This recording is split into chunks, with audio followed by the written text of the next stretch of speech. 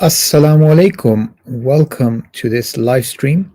I'm very happy that many of you are joining us, some regular people in the chat.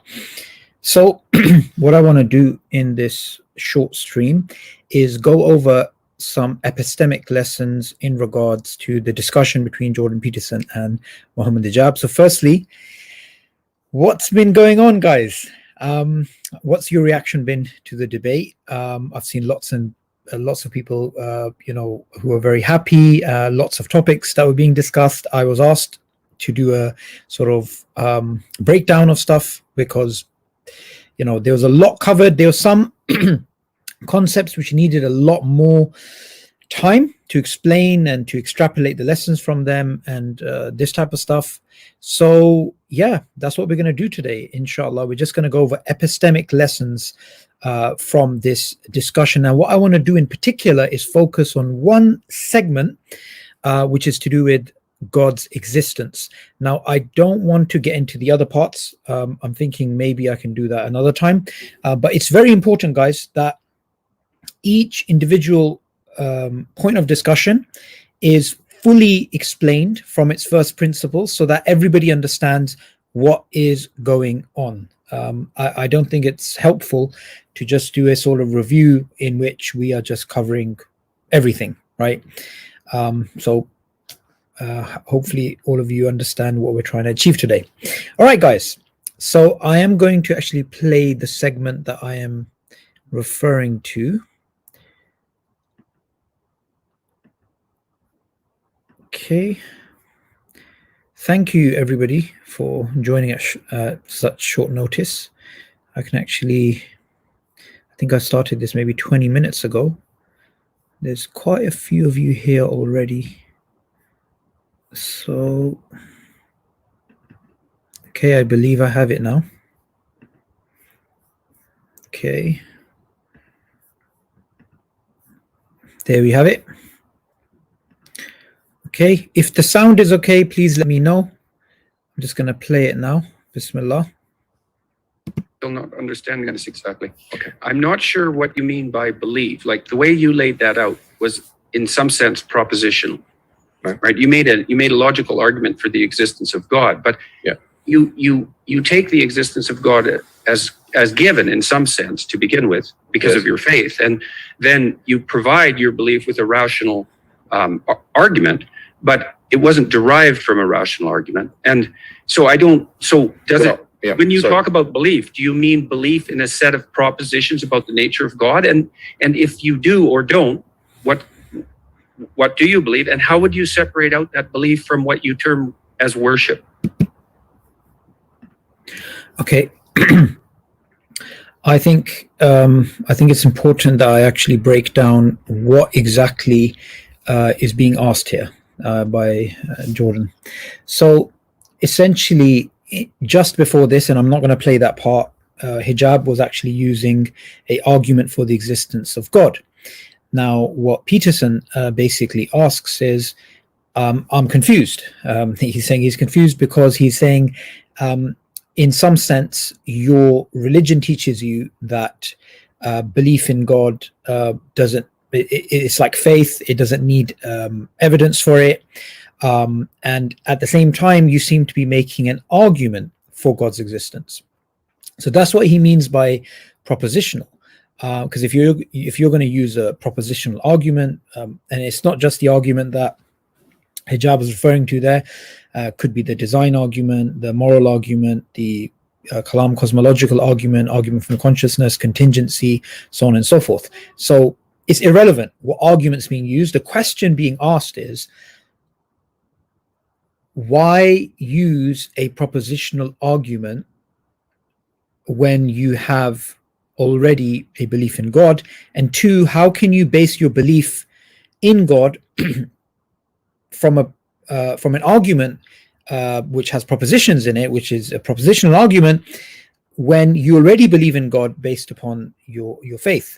So that's essentially what's being asked. That's, I guess, the best way I can try and summarize what he's saying. It's actually a very good question.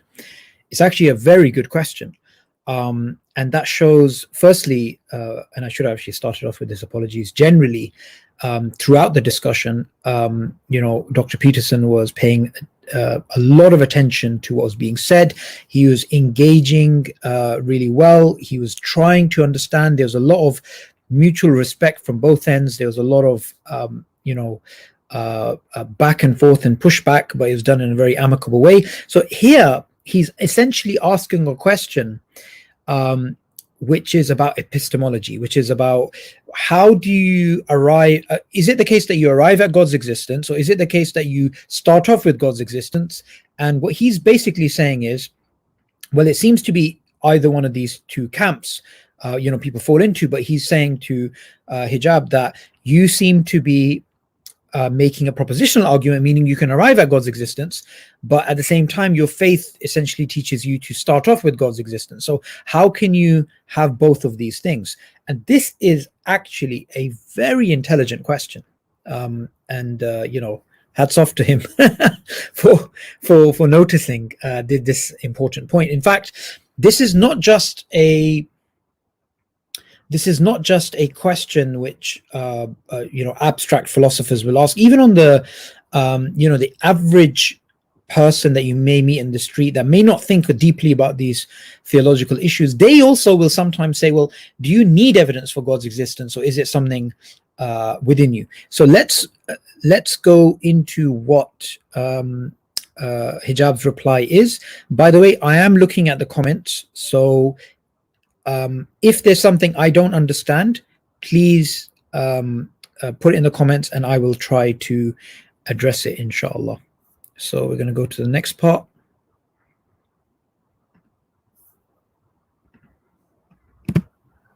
Right. So actually, there's one thing that ought to be known, that in Islamic theology, we believe in something called the Fitra, which is an innate instinct to believing in God.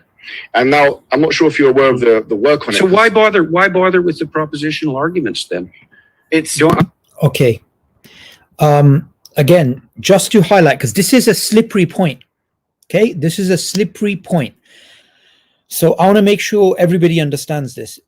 Did you see his response there? He basically said, well, why bother with the propositional argument? Why essentially bother with rational arguments if you believe that you have a fitra, if you start off with this innate disposition towards God?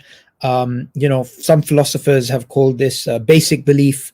Some theologians may refer to it as something self-evident. God is self-evident. In Islam, we say it's fitri, it's natural. In fact, this is very interesting, and I think this is important to highlight. One of the du'at that is not too far from here, once I was having this conversation with him, and he said, do not ask people, do they believe in God? Because then you've made God into something, whether okay, do you believe in it or do you not believe in it? And, getting into his arguments. He said, assume they believe in God and continue from there, right? So for example, do you think only God is worthy of worship? How is your relationship with God? Do you think it's important to have spirituality with God, or is it the case that you can have spirituality without God? And obviously we'd argue that the latter is doesn't really make sense, doesn't really add up. So this is the issue. The issue is, what is the point of using these sophisticated rational arguments, which obviously take up a lot of time and are quite laborious, and there's a lot of back and forth in regards to them? Why not just stick to, like Peterson was saying, your actual faith? Okay, so let's continue this. To me, they just seem like a side venture, to argue with scientists. Some scholars have said that in Islam. Sorry, I apologize. Yeah. Okay. No. Yeah. In fact, some modern day philosophers of. Sorry to just pause there again. See, Hijab made a very good point, which is some Islamic scholars have said that, right? They have said that. And the brother Truth in Knowledge has written, has made this good comment, to uncloud the fitra. Exactly, my brother. You just you just sped us up in terms of why use rational arguments. So I just want to give okay, whoops, let me just take this back. Okay, so I want to give a sort of nutshell understanding from the perspective of Ibn Taymiyyah on this, right? So essentially, if we look at the Taymiyan, explanation for our epistemic stances, what Ibn Taymiyyah says, and what obviously scholars before him and after him obviously said, but he was very obviously articulate in the way that he explained things, hence why we're still using him in the 21st century, is that he said, look, what it is that we have this innate disposition. We have this innate belief in Allah. We have this innate belief that there is none worthy of worship except Allah. We have this deep connection to the divine. We have this within us, right? And that's there. Okay. Now, what happens is your fitra is clouded. Your fitra is not killed. It's actually clouded by what? It could be clouded by your upbringing, your socio-cultural environment. It could actually be clouded by someone putting arguments into your mind, arguments against God, the problem of evil. It could actually be a darkened heart from sins. It could be a whole bunch of things. It could be, I guess just negligence, like being involved in the dunya, like continuously, counting, competing with each other in terms of wealth, right? Competing with each other today in terms of subscribers and followers and likes and these things. And this is interestingly, some academics have written about this, and they would refer to this as, informational nihilism, right? That basically, we have such an information overload that this leads to this type of nihilism. So that's very important. I think that's very important, because essentially the Taymiyan perspective is that you have the fitra, which you can think of as like a heart, right? And then over the fitra, you'll have your socio-cultural environment. You'll have sins, you'll have certain experiences, you'll have arguments against the existence of God, you'll have general heedlessness. So you have all these clouds above. And as the brother's name, I think, is Truth and Knowledge, said, is that the Taymiyan perspective is that the rational arguments are there to uncloud the fitra. So these things actually move away. And there's actually, in terms of the environment, there's actually a very good narration of the Prophet ﷺ, which I'm going to paraphrase, because it's very dangerous to say this is what the Prophet ﷺ said, if you don't know it word to word. Essentially what the Prophet, peace be upon him, said is that every child is born upon the fitra, and then it's their parents that make them into a Christian, a Jewish person, or I don't remember the rest of the wording, but you get the point. It's the environment. And I also want to highlight the wording of this narration, which is, and Muslims get this wrong often, the child is a Muslim, everybody's born a Muslim. That's not correct. That's not correct. Now, if you mean by Muslim someone who is upon the natural inclination to believe in God, Tawheed, and that type of thing, that if you want to make that meaning that liberal, right? Not liberal from that perspective, but you meant to make it that elastic, then yes, you could say they're Muslim, but that's not exactly correct. It's better, because look, Muslim, you believe in the Prophet, peace be upon him. It's more things. So the child, it does not obviously know the Prophet ﷺ, does not know Isa alayhi salam, does not know, how to pray and do wudu and the connection with Allah and tahajjud, and the child doesn't know any of those things. What does the child know? The child, the basic belief they have, the basic belief they actually have. Okay, so that's I think enough of that. religion have that kind of a stance. Like Alvin Plantinga, he seems quite... Let me just back up a little bit. Fitra, which is an innate instinct to believing in God. And now, I'm not sure if you're aware of the work on it. So why bother with the propositional arguments then? It's to me, they just seem like a side venture, you know, to argue with scientists. Some scholars have said that in Islam. Sorry, I apologize. Yeah, okay. No. In fact, some modern day philosophers of religion have that kind of a stance. Like Alvin Plantinga, he seems quite, you know, agnostic about the whole thing. I mean, the thing is, what we're saying is, it would be committing something like the naturalistic fallacy.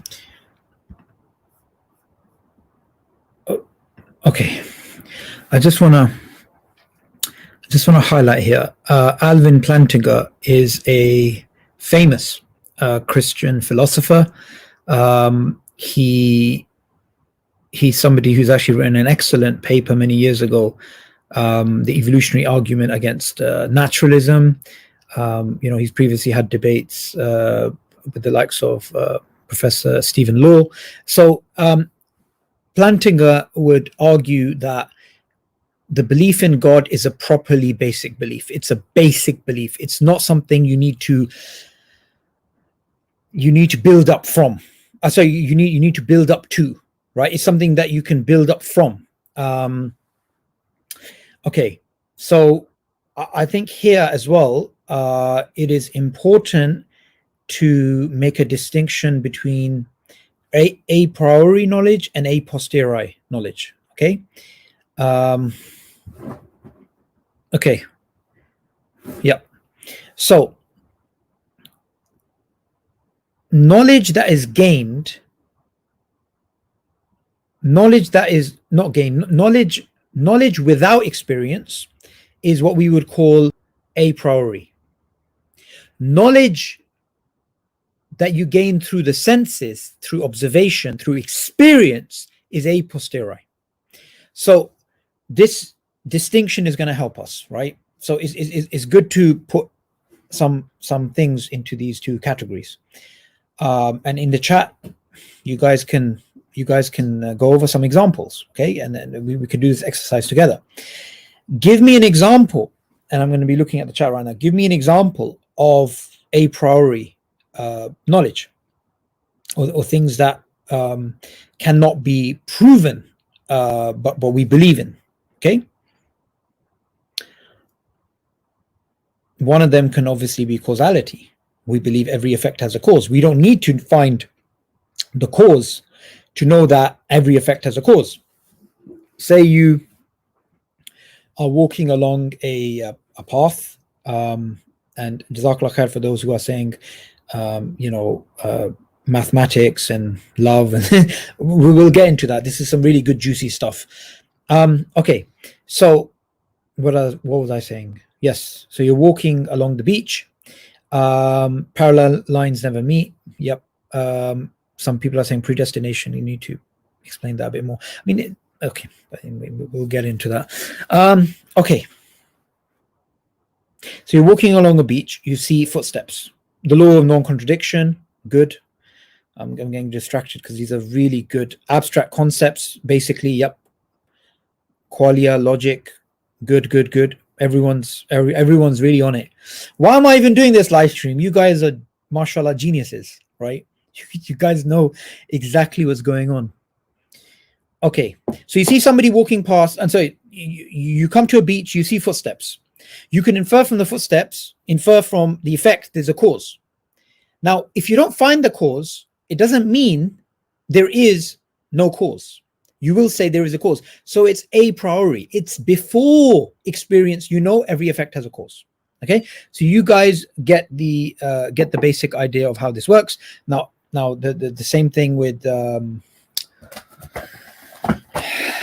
why not use some dates as examples? Okay, so these are dates from Tunisia. Never been to Tunisia. Anyone from Tunisia here? We're going to be using some Tunisian dates. Okay, so oops, there we go. Dates go really nicely with coffee, by the way, which is what I'm having. So one date, 2 dates. Okay, 1 cup, 1 cup, 2 cups. Okay. 1 bottle of water, 1 bottle of water, 2 bottles of water. Okay. Now, the question is, do you need to experience that 1 and 1 is therefore 2? That when you have 2 things, when you put them together, you get 1 and 1 and you get 2.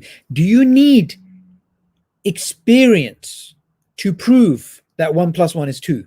Or is it the case that even before you experience 2 dates, you know that when you add 1 and 1, you get 2? Now, this seems like a really trivial, boring, absolutely boring idea, but it's not. It's really not. It's actually very interesting. Yeah. So what it is we don't need to experience 2 dates, 2 bottles, 2 cups to know that it is the case that 1 plus 1 is 2. 1 plus 1 is 2 is known a priori. It's not known a posteriori. It's not known through experience. It's known through what? It's known before experience. It's a priori. It's something innate. We know this. Okay. So there were some other examples given. I mean, this is a very deep topic and we can get into it. However, I hope you guys get the point. I hope everybody gets the point. A priori, a posteriori. Okay, let's do it now. Everybody in the chat section, please, let's engage. Intuition, yes. We can get into this deeper and deeper. Hello, someone's from Tunisia, mashallah. Okay, the question is, according to the conversation so far, Peterson and Hijab, they're both agreeing on something. And what are they saying about God? Are they saying the existence of God is, Hijab saying fitri, Dr. Jordan is saying non-propositional, okay? Are they saying it's a posteriori or a priori? Okay, let's do this. Bismillah. A priori.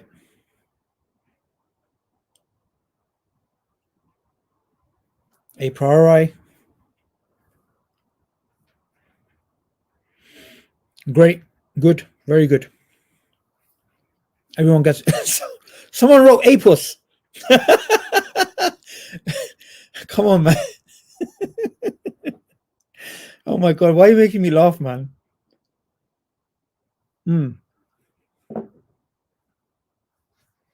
Okay, good, very good. Now let's carry this on.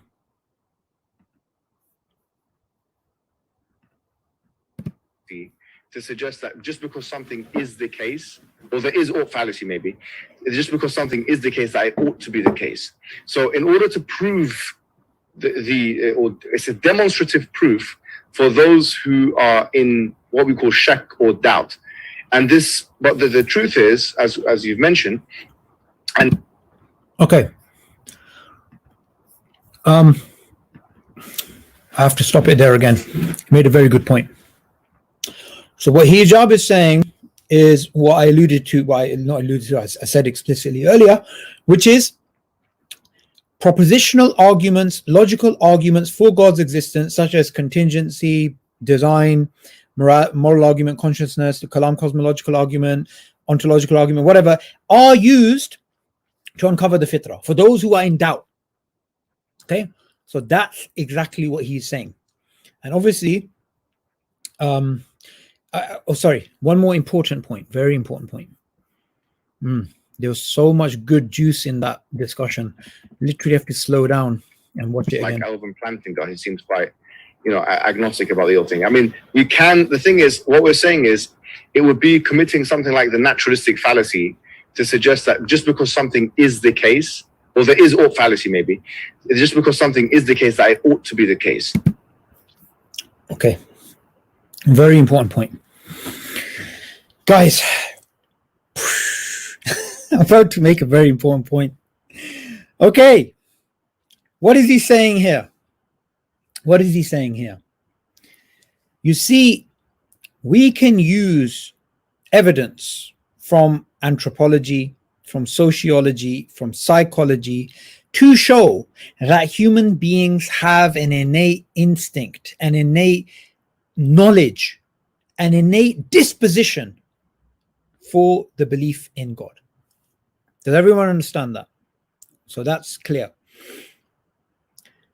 We can use sociology, psychology, anthropology to show human beings' predisposition, our connection with God. Okay, everybody gets that. Good.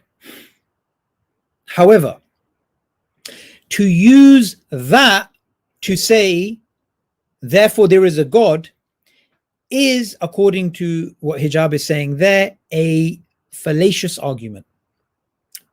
He terms it, I mean, he rightfully calls it out as the naturalistic fallacy. The naturalistic fallacy, or the is-ought fallacy, is you take a fact in nature and you derive from the fact. You derive from the fact a value. Okay? You're making a jump from it is natural to believe in God to the belief in God. We should believe in God, or the belief in God is true. So you're making a category jump from something factual to value. Okay, that we should believe in God, or God is the highest ideal, or it's natural to believe in God, or any of these things. Okay, now this is a fallacy. Now, the way I try and teach is I go slow. I make sure everyone understands the basics. Okay, so I just want to check with everybody. Does everybody understand? Facts cannot be used to derive values. That is the naturalistic fallacy. You cannot go from it is natural to believe in God, look at this study, this study, this study, this study, this study, to therefore the belief in God is true and we should believe in it, and so on and so forth, and whatnot.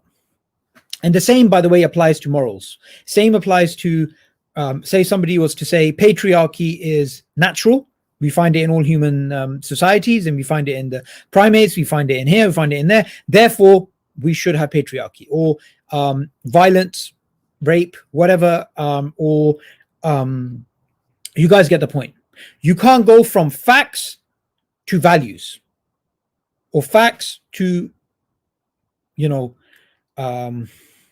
truths. Sounds weird. It's so natural, have this chocolate bar. No, sorry, have this natural thing. Why? Because our ancestors used to eat it. We always have this thing. Natural is good. Okay. Everyone with me? Can I move past this point now? I can see a lot of people are getting it. Yeah, move on. Okay, good.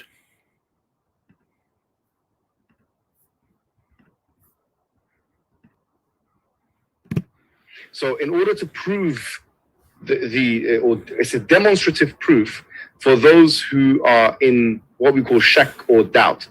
And this, but the truth is, as you've mentioned, and as in the literature, like for example, Justin Barrett has this in his cognitive psychological or cognitive science literature. I'm not sure if you've come across his stuff, but basically what he says is that we have an innate, his words exactly, receptivity to believing in God. In 2011, the Oxford Anthropological Society, they done a huge study of 32,000 children, and what they found was that children innately and intuitively, instinctively have a belief of a higher power of some sort. Now they're born with that belief, and in fact, in one of the papers in Justin Barrett's book, he literally mentions the Fitra, or the Islamic theological concept of an instinct in believing in God. What's his last name? Barrett.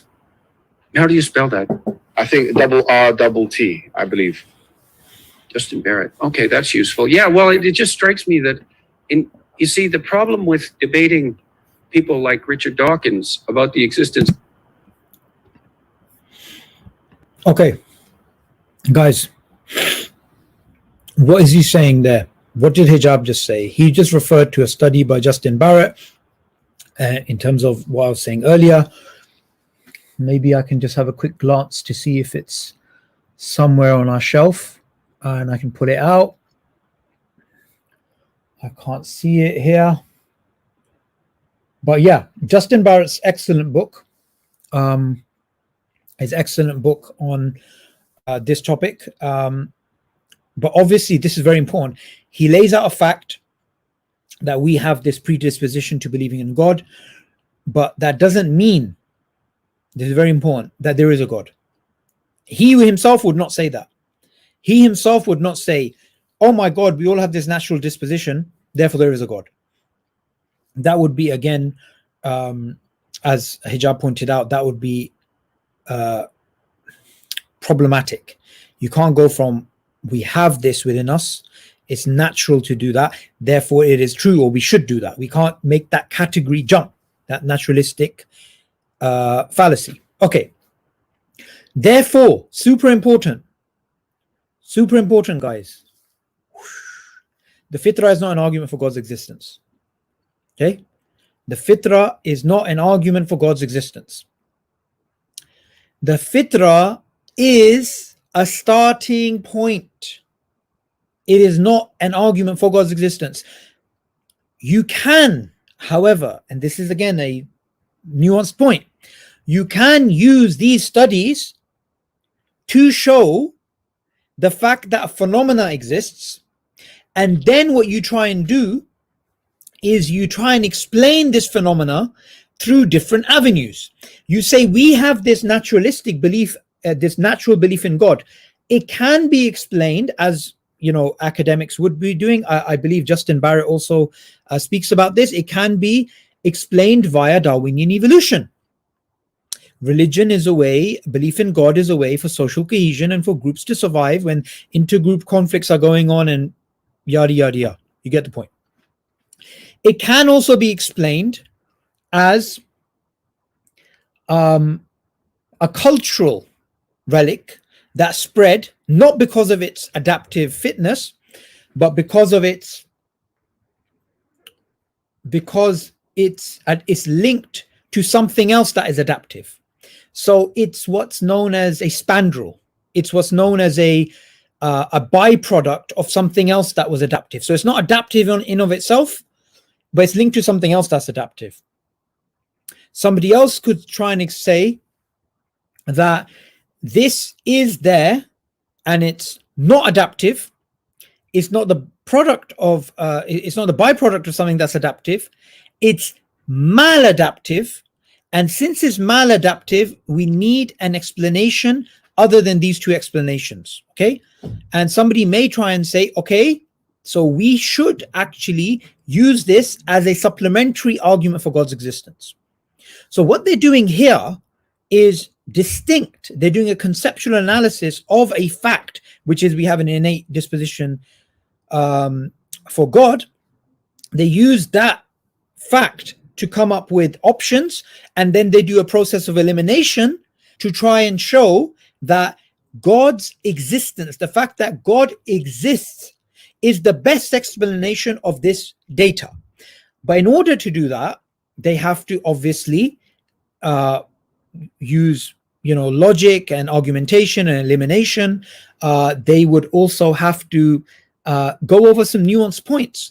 The belief in God can be adaptive, but that doesn't mean it's necessarily that adaptation is due to the belief in God is adaptive, but it doesn't mean it's an adaptation.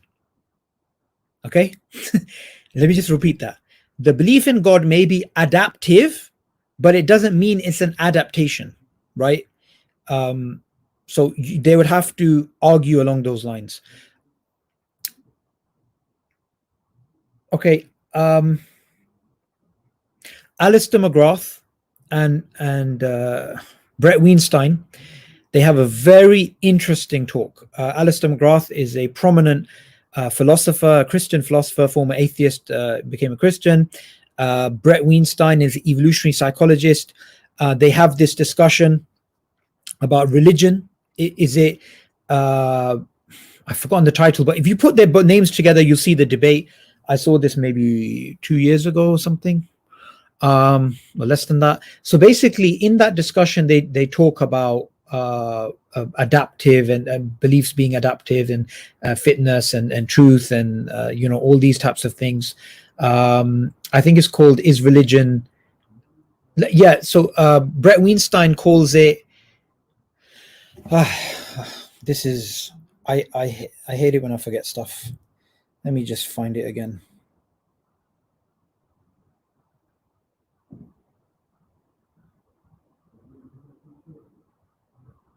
Yeah. So Brett Weinstein puts it in this way, that for him, belief in God is literally false, but metaphorically true. Okay? Literally false, but metaphorically true. I found it. Alhamdulillah. Alistair McGrath and Brett Weinstein, Religion, Useful Fiction or Ultimate Truth. Okay? Useful fiction or ultimate truth. I don't know if I can you guys see that? Okay.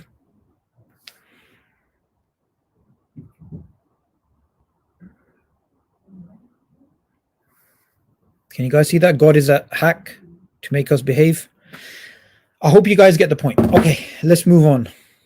There is more I can say on this, but I mean, yeah, essentially this is not this one.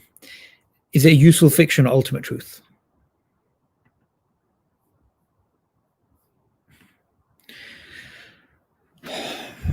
One can possibly use it to argue for the divine source of the Quran, since there was no way to know the Fitra, believe in God. That's a very interesting point, Abdullah L.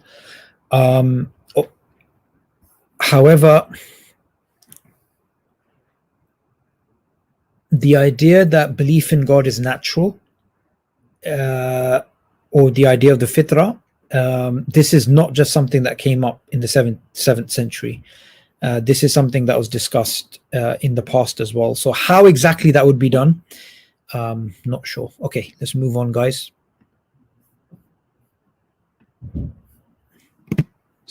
Of God is that In Justin Barrett's book, he literally mentions the Fitra, or the Islamic theological concept of an instinct in believing in God. what's his last name? Barrett, How do you spell that? I think RTT, I believe. Justin Barrett. Okay, that's useful. Yeah, well, it just strikes me that you see, the problem with debating people like Richard Dawkins about the existence of God is that he will formulate the argument in propositional terms and then force the person, so to speak. I don't imply any malice on his part, but as soon as you accept that the battle is to be won on propositional grounds, you've already accepted a certain definition of God. And I think you lose the argument instantly. I think the argument for instinct, something like that, is much more powerful. Because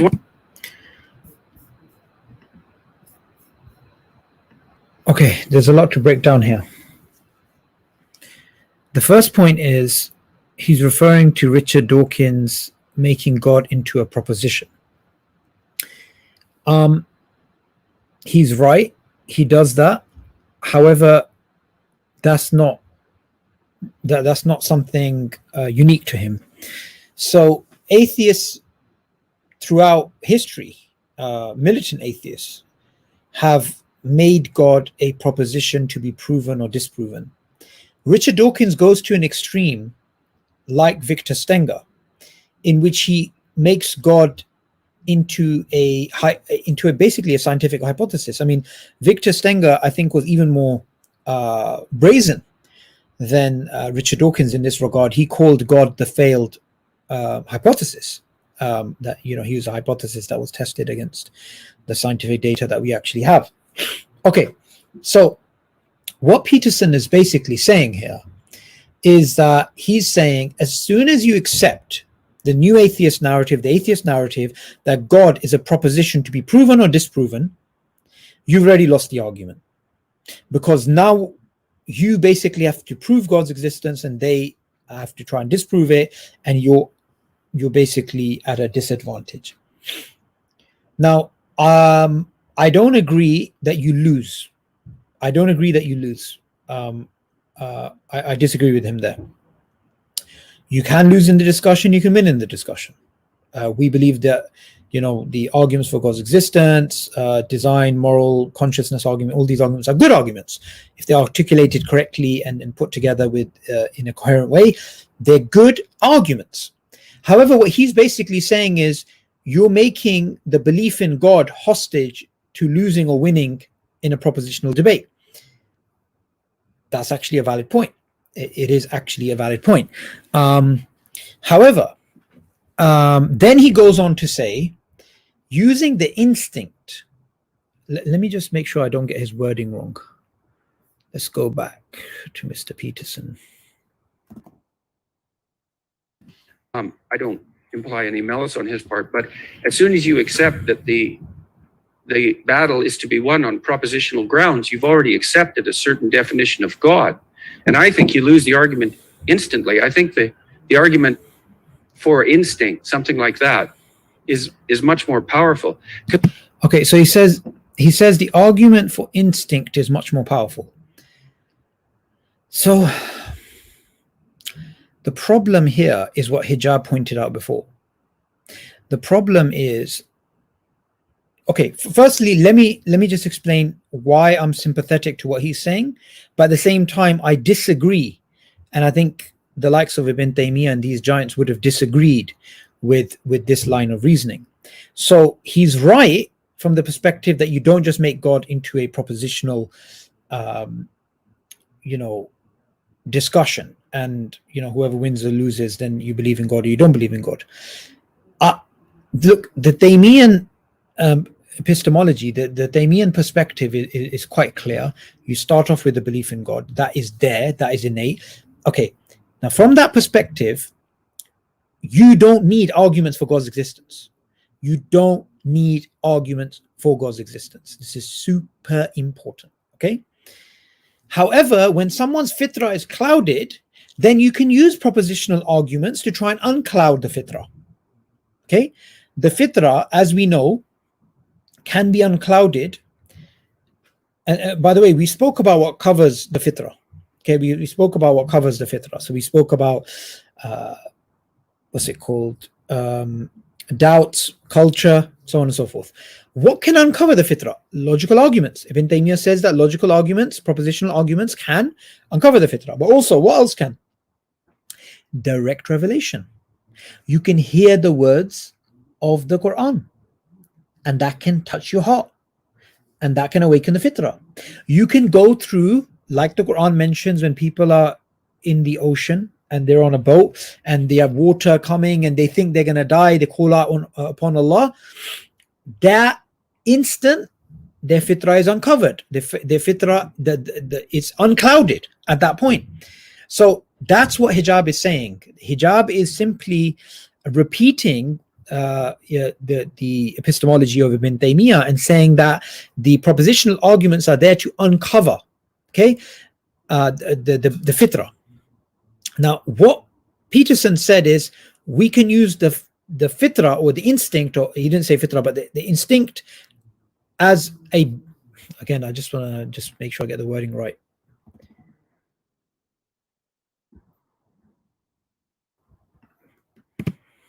The battle is to be won on propositional grounds. You've already accepted a certain definition of God. Sorry, as a side point, he's 100% correct. He's 100% correct. And this shows his genius, yeah? If you accept God is a proposition to be won or lost in argumentation, you've already accepted a particular definition of God. That is a phenomenal point. Now, what does that mean? If you accept God is a propositional point that to be agreed or disagreed upon, you basically believe that there is no fitra. God has not put this within us. And, we have to sort of do a bottom-up argumentation for God's existence. But if you do if you reject that, and if you say, no, God is not propositional, God is,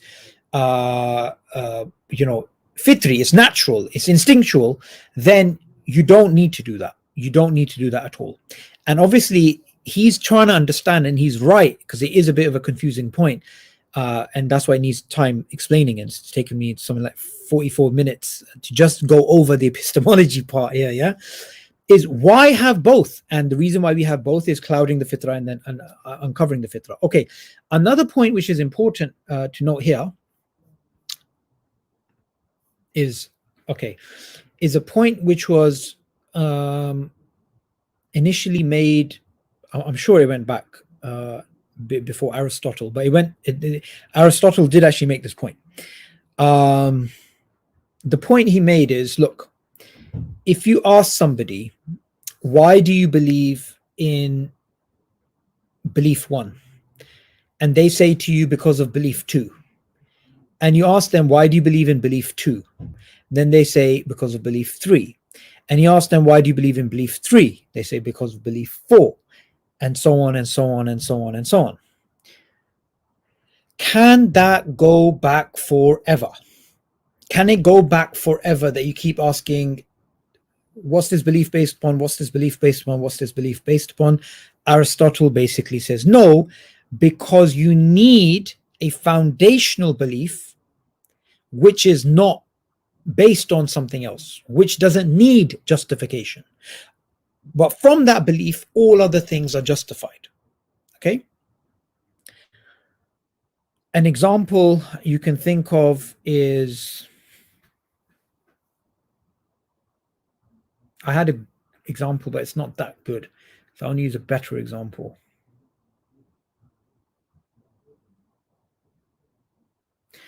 Okay. Coffee. I'm about to drink this coffee. Okay. And just before drinking it, I need to get permission from the person method 775 for permission. I say to method 775, can I please drink this coffee? And he says, no, you have to go to Rainwater, which is another commentator. I ask, and method asks Rainwater, can he drink coffee? And Rainwater says, no, I need to ask Fahad Sayyid. And Fahad Sayyid says, no, I need to ask Yahya Noor. And Yahya Noor says, I need to ask McFly Snipes. And they ask Miran Ahmed. And they ask Bella. And they ask Isam. And they ask, the DARPA chief. Basically, I will never be able to drink this coffee if there's an infinite regress of people asking for permissions. Okay? Does everyone understand this? Okay.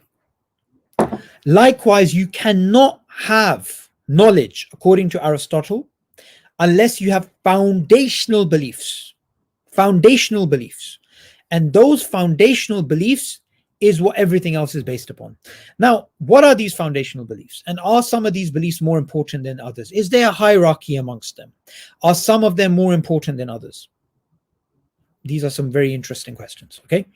So, you need, for example, all of us, none of us comes into the world with the idea that truth has to be proven that it's valuable. I will not accept truth as being valuable until someone shows me truth is valuable. No, people start off with that truth is valuable. They start off with their rationality is trustworthy. They start off with that there is a real world. They start off with these things. They cannot ever prove these things. Basic things, the law of non-contradiction, basic ideas in mathematics, parallel lines never meeting. So, you have to have some foundational beliefs upon you, which you build stuff. And from the Islamic epistemic lens, the fitra, the belief in God, is an epistemic starting point which makes sense of all of reality. It helps us make sense of why there is something rather than nothing. It helps us make sense of design. It helps us make sense of meaning, of morality, of mortality, of logic, of all of these things. It helps us understand the basis of values and ethics. So, what's very important is that these things are foundational, fitri, foundational. Okay. Now, he said, you can use instinctual, like the instinct argument for God, essentially. Now, if he means by that, we can use that as a way to show why God exists, which we can't say for sure that's what he means, but I think that's what he means. Maybe I'm wrong. Then I would disagree with that. But if he basically means that we've just got the fitra and that's enough for us, we don't need propositional arguments, then I would disagree with that too, because I would say, no, you have propositional arguments to uncover the fitra.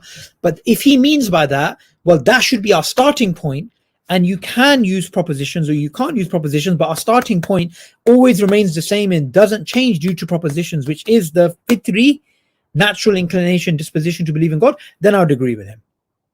Okay? Hopefully everyone's enjoying this and understanding this, right? Because this is like very important point from our epistemology. Okay, now let's wrap up here. I think this is gonna be the end of the discussion on this point.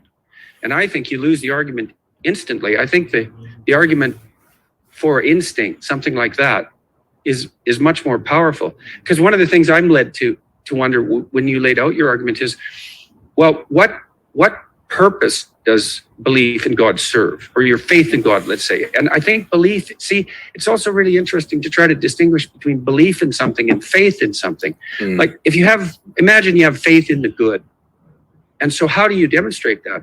Well, you believe that good is more powerful than evil. You believe that you should act in a manner that's appropriate to the good. And so then you act that way. And that's the faith. The faith is demonstrated in the actions. Yes. But it's not exactly it's not exactly propositional. And you know, he made a very good point here, that you act according to this faith and it's not propositional. I mean, something he should have well, obviously he didn't have time, and there's a lot going on, but something he could have added, because this is an excellent point, is if you look at these movements throughout history, you look at revolutions, you look at rights movements, the civil rights movement, you look at movements like feminism, human rights movement, you look at the French Revolution, the communist revolution in Russia, or Black Lives Matter. Let's not get into rights and wrongs of these things. The fact is, these powerful cultural, sociological movements are essentially based upon a faith in morality, a faith in ethics, a faith in values. And those things can, and he rightly pointed out, not be proven. They're not propositional. Yet they drive human behavior. I just want everyone to recognize this. Even someone who says, I don't believe in these things, I don't believe in, I'm a cold scientist, morality is subjective and it's an illusion created by our genes to help us survive, and it's just a relic of the past and it's a spandrel and all of this. Why do you do science then, my friend? Oh, I do science because I believe in truth. Okay, why do you believe in truth? I believe in truth because it's valuable. Also, you believe in truth because it's instrumental. So there's nothing intrinsic about truth. And they're like, okay, you see they're stuck now. So either truth is instrumental, or it's instrumentally valuable, or it's intrinsically valuable. Now, if it's instrumentally valuable, then it's not actually there's nothing deep there. There's no depth there. There's no clout there. It is essentially, you could argue that you could, false beliefs make you happy, then no problem. If it's purely about utility, truth leads to happiness. What if truth doesn't lead to happiness? What if truth leads to sadness? Then you should discard truth. So saying truth is instrumental is hugely problematic. But if you say it's intrinsic, truth is intrinsically valuable. Why is it intrinsically valuable? Why is it intrinsically good? If you don't believe in good, if you don't believe in bad, if you don't believe in morals and ethics, you don't believe these things have a basis, how can values like, the desire of knowledge and truth, how can those things actually be valuable? They can't. So once you get rid of morality, you not only get rid of, rights and wrongs from the general perspective, you get rid of even the idea of truth. Truth has no value, essentially. Right. So some very important points he made there. about values? Partly because I would say, if you look at good and evil, for example, it's not that easy to make the case that good is more dominant or more powerful than evil, all things considered, in human affairs. Now, I think it is, but you know what I mean? You can't make a compelling propositional case that that's absolutely true. But you can reflect your faith in your actions. The thing is, you mentioned Richard Dawkins. I wrote, as part of the Sapiens Institute, we wrote a small booklet called The Scientific Delusions of the New Age. Sorry, I just have to stop. I love that plug. just slipped in there. Sapiens Institute. Beautiful. And we refuted him on these kind of things. If you read the God Delusion, he literally spends 5 pages of hundreds talking about the cosmological argument, and I think 2 talking about the teleological argument or the fine-tuning argument. I do think that not much work has been done by new atheists, meaning like, the Four Horsemen or whatever, in trying to actually tackle these arguments. And sometimes when they're on debates with other philosophers of religion, I don't think they, from my perspective at least, they don't actually provide a satisfactory defense. Yeah, well, the instinct argument is an interesting one, because it seems to me that part of the, and this is why I was pressing you to some degree on the issue of the definition of worship, is that I don't see much difference between the instinct to worship and the instinct to imitate. And I do believe that there's compelling evidence, psychological and biological, that we human beings have a remarkably strong instinct to imitate. And the question is, well, what is it that we're oriented to imitate? And I think like, if you look at the developmental psychology literature, for example, it seems to be the case that if a child has an intact nervous system and they have 1 or 2 good models around them, that they'll be drawn towards those good models and imitate them and develop quite healthily, even under rather stressful circumstances. And that instinct to imitate also underlies phenomena like the experience of awe and the experience of charisma. And that charisma, has an effect on attentional function and on the proclivity to behave. And so I think the propositionalized arguments deliver the religious ideas over to the propositional camp, and that's dominated already by scientists in many ways. It's a losing battle. So he made some very good points there. Essentially, he's reiterating what he said before about his apprehension to allow our beliefs to become propositions, to go over to the propositional camp, to be basically, hostage to winning or losing according to whoever's, better at argumentation and whoever's got even when it comes to arguments, it's not even about who has a better argument, but sometimes who's a better orator. When you look at some you ask people, did this person win the debate or lose the debate, they would say they wouldn't even look at who's got a better argument. They'll actually look at, this guy is more charismatic, or he's talking in this particular way, he knows what he's talking about. So I can see his apprehension, but I hope everybody understands why we would disagree, that we would not discard the use of propositional arguments. And this also goes on to explain why he himself doesn't engage in that, and he's fine with using this, if you like, this basic beliefs position, even though he doesn't call it that, but let's just call it that because that's the closest label we can find to describe his belief system. He makes some very interesting points in that segment about the link between worship and the instinct to imitate, and then the other sort of values as well, and some interesting stuff in psychology he's referring to. I don't actually know what studies he's referring to, but he knows his stuff. He's a public intellectual and academic, so I take him at his word. That's worth looking into. Maybe you guys in the chat, you can look it up and you can find out what he's actually speaking about. So everybody, Jazakallah khair. It was fun. It's nearly an hour, and there's some other points. There's lots of points. I mean, we just covered one essentially. So I hope you all enjoyed this discussion. May Allah bless you all. Thank you for joining this. You are all of you are part of the Dawah ecosystem.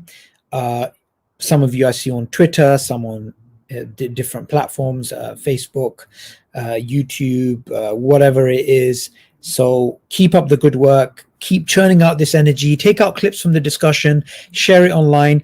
But overall, guys, keep the energy positive. You know, there's a lot of points of convergence. Yes, there's points of divergence, but even the divergence was done in an amicable way, in a way that people were learning. You know, I learned from this discussion. I mean, I'd like to thank you know, both of them for this discussion. I mean, it's, that interesting stuff he said about imitation.